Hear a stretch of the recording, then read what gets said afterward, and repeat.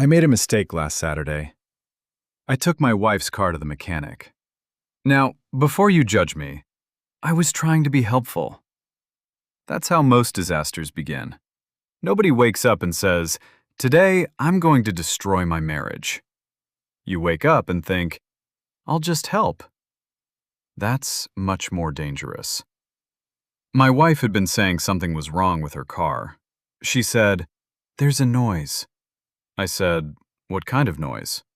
She said, "I don't know." I said, "Does it happen when you turn?" "Yes." "When you brake?" "Yes." "When you accelerate?" "Yes." I said, "Does it happen when the car is parked?" She thought about it. "No." I said, "Good." She said, "Why is that good?"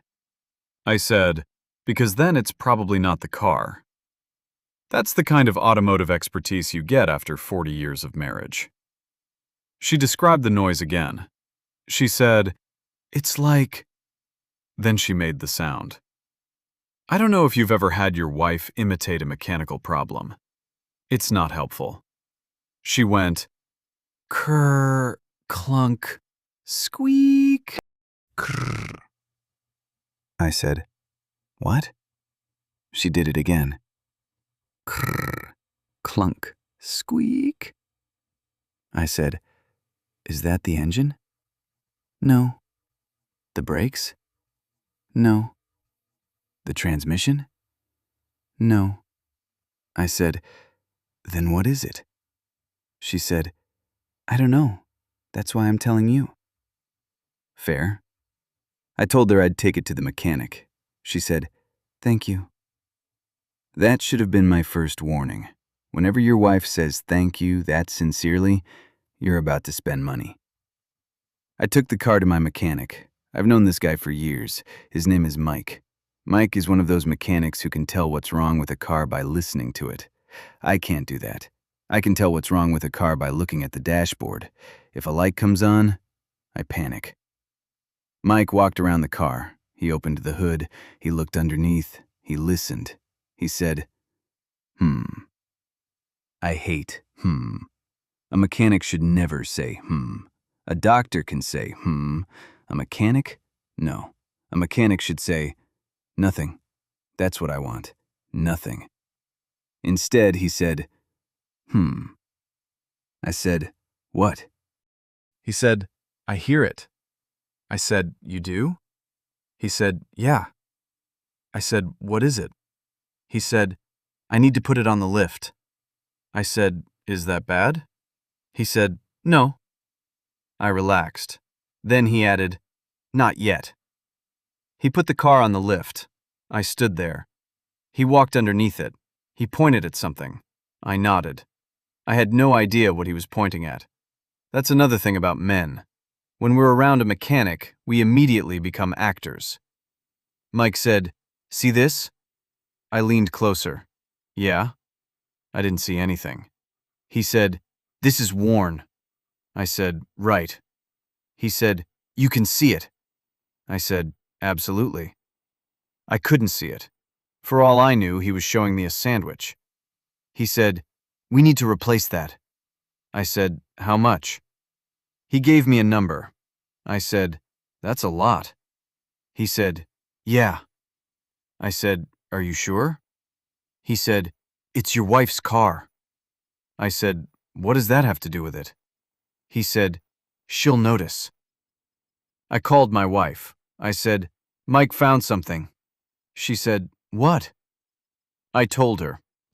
She said, "How much?" I told her. Silence. Then, "Is that necessary?" I said, "I don't know." She said, "Then why did you tell me?" I said, "Because you asked." She said, "Tell Mike not to do anything." I said, "Okay." She said, "I'm coming down there." I said, "Why?" She said, "Because I want to see what he's talking about."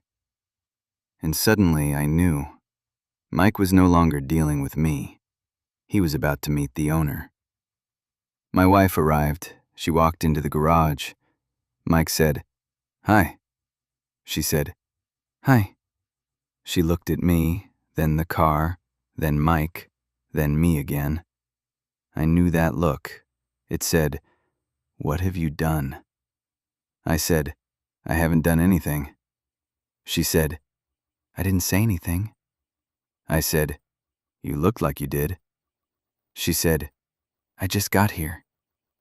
Mike tried to help. He said, "I found the noise." My wife said, "What is it?" Mike explained. She listened. Then she said, "How much?" Mike gave her the price. She said, "Okay." I looked at her. "Okay?" I said, "When I said that price, you looked at me like I'd committed a felony." She said, "You're not a mechanic." I said, "Neither are you." She said, "I know." Then she looked at Mike. "Do you really need to replace it?" Mike said, "Yes." She said, "Okay." I said, "So now we're doing it?" She said, "Yes." I said, "Why?" She said, "Because he knows what he's doing." Mike looked at me. I looked at Mike.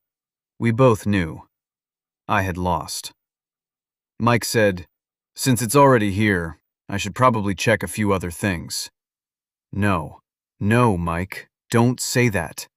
Check a few other things is how a $200 repair becomes a family meeting. He opened the hood again. He checked the brakes, then the tires, then the battery, then the belts. Every time he checked something, he made a face. I don't know why mechanics make that face. They look at the car like they're reading a disappointing medical report. Mike said, "Your front brakes are getting low." I said, "How low?" He showed me. I said, "Those look fine." He said, "They're not." I said, "They look like brakes." He said, "They are brakes." I said, "Then we're good." He looked at me. He said, "That's not how brakes work." Then he checked the tires. He said, "These are getting old." I said, "How old?" He gave me a number. I said, "That doesn't sound old." He said, "For tires it is."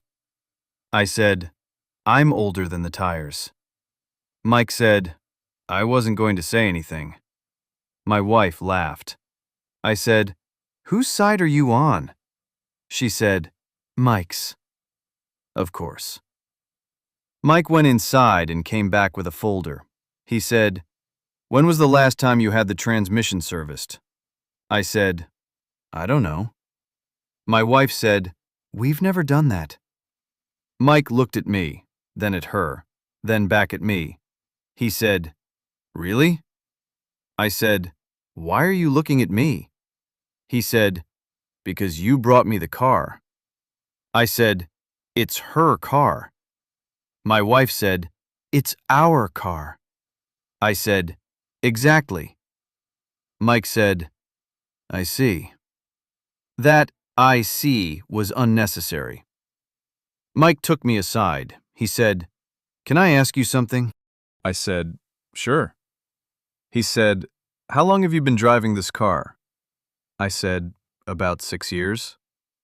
He stared at me, then said, "Have you ever opened the owner's manual?" I said, "Yes." He said, "When?" I said, "I've seen it." He said, "That's not what I asked." I said, "It's in the glove compartment." He said, "I know." I said, "Then what's the problem?" He said, "You don't know anything about this car." I said, "I know how to drive it." He said, "You know how to start it." I said, "That's the important part." Mike asked, "Do you know what that warning light means?" I said, "Which one?" He pointed. I said, "Oh." He said, "It's been on for 6 months."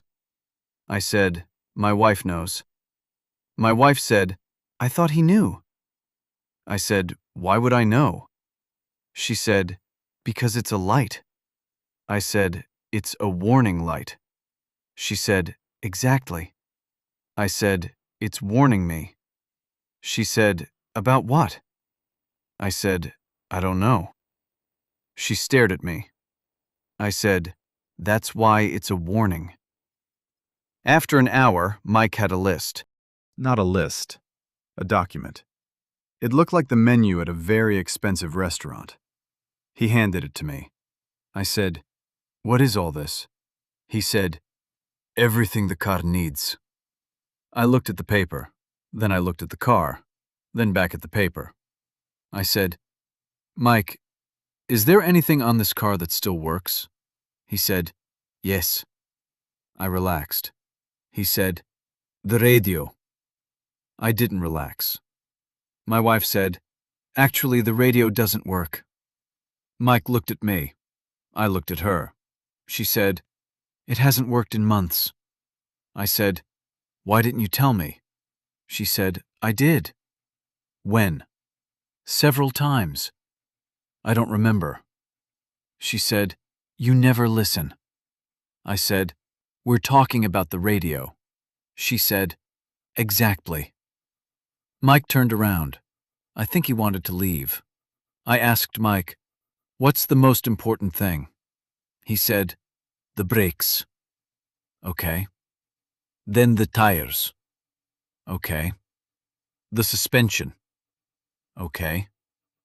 "The battery." "Okay." "The transmission service." "Okay." And eventually, I held up my hand. "Stop." He stopped.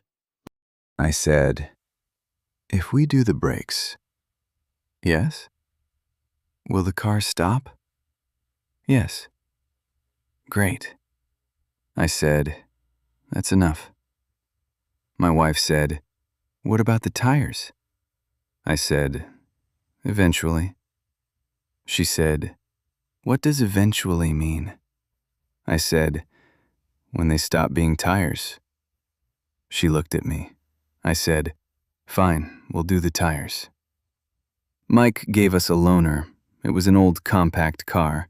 I sat in it. My wife sat beside me. She said, "This is tiny." I said, "It's efficient." She said, "You can't fit anything in here." I said, "That's the point." She looked at me. I said, "If there's no room for shopping." She said, "Good." I realized the car was actually perfect. We drove away. 5 minutes later, she said, "There's a noise." I said, "Don't say that." She said, "I hear something." I turned off the radio. We listened. There it was. Krr, clunk, squeak. I looked at her. She looked at me. I said, "That's not possible." She said, "Why?" I said, "Because we just left the mechanic." She said, "So?" I said, "If the car knows we're at the mechanic, it's supposed to behave." I called Mike. "Mike? Yeah? We're in the loaner." "Okay." "There is a noise." Silence. Then he said, "What kind?" I said, "I'm not doing this." He laughed. I said, "It's the same noise." He said, "Bring it back." I said, "No." "Why?" "Because I don't want to know." He laughed again. I said, "Mike." "Yeah?" "Can you just tell the car to stop?" He said, "That's not how it works." I said, "I know. I'm desperate." We got home. My wife got out of the car. She said, "Did you hear it again?" I said, "Yes." She said, "Maybe it's serious."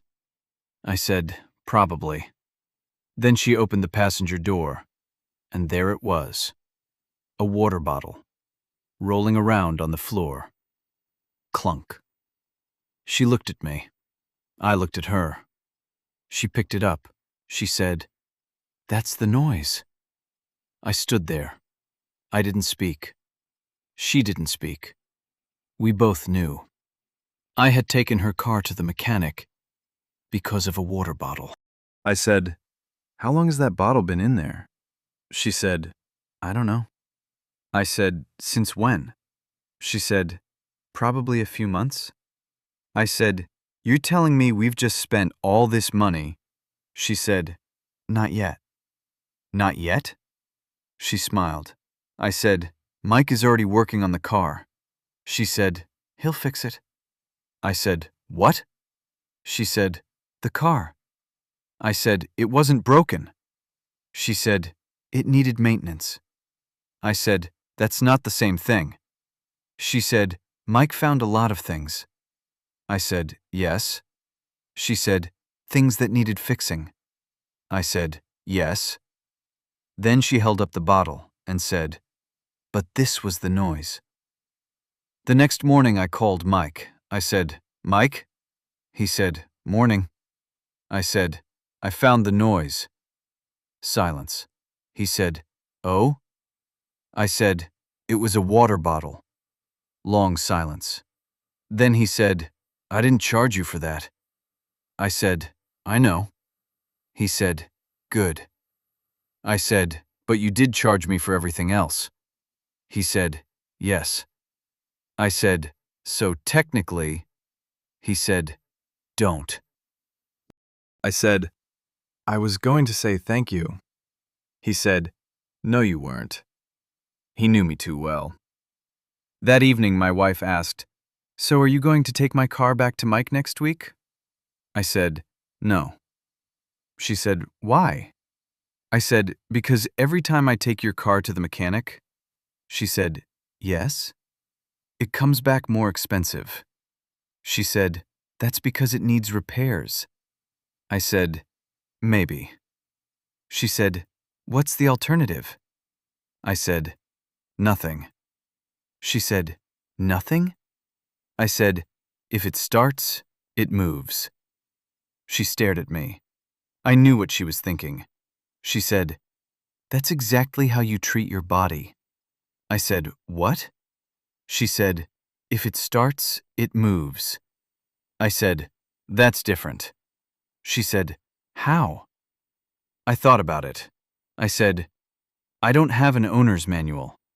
She said, "Yes, you do." I said, "Where?" She pointed at herself. "I've been maintaining you for 39 years. You know what's funny? We spend so much money maintaining cars. Oil changes, brakes, tires, filters, alignment, transmission. We take them in whenever they make a strange noise. But when we make a strange noise, we say, it's probably nothing." My wife said, "You should probably get that cough checked." I said, "It'll go away." She said, "You've had it for 3 weeks." I said, "Cars make noises too." She said, "Your body isn't a car."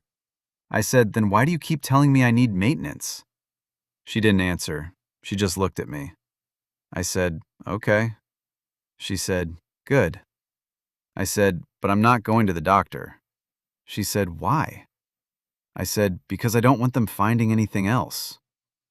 So now, whenever my wife's car makes a noise, I don't panic, I don't call the mechanic, I don't inspect the engine, I don't open the owner's manual. I just look at her, and I say, "Check for a water bottle." And she checks. Because after all these years, we've learned something. Sometimes the most expensive problems are the ones you can solve for free. And sometimes the cheapest problems turn into a visit to the mechanic. And sometimes the mechanic isn't the most dangerous person in the garage. It's your wife. Because she remembers everything you've ever done, including the fact that 6 years ago, you told her, "Don't worry, I know what I'm doing." I still hear that sentence every time I start the car, every time she starts the car, and especially every time I hear "Krrr, clunk, squeak." Good night, everybody. And check your glove compartment. There's probably a water bottle in there.